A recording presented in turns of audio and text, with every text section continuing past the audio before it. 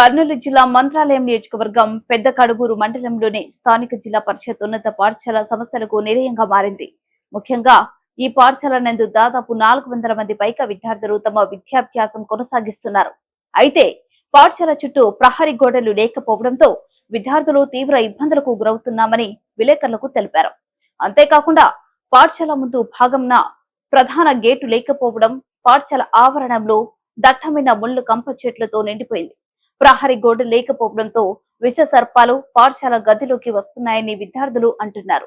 అదేవిధంగా పాఠశాల ఆవరణంలో వర్షపు నీరు, సాగునీరు పారుదల వల్ల మరింత ఇబ్బందులకు గురి కావాల్సి వస్తుందన్నారు. అలాగే కొందరు వ్యక్తులు రాత్రి వేళలో పాఠశాల గ్రౌండ్ లోకి వెళ్లి మద్యం సేవించి మద్యం సీసాలు పగలగొట్టి పారవేస్తున్నారని విద్యార్థులు అంటున్నారు.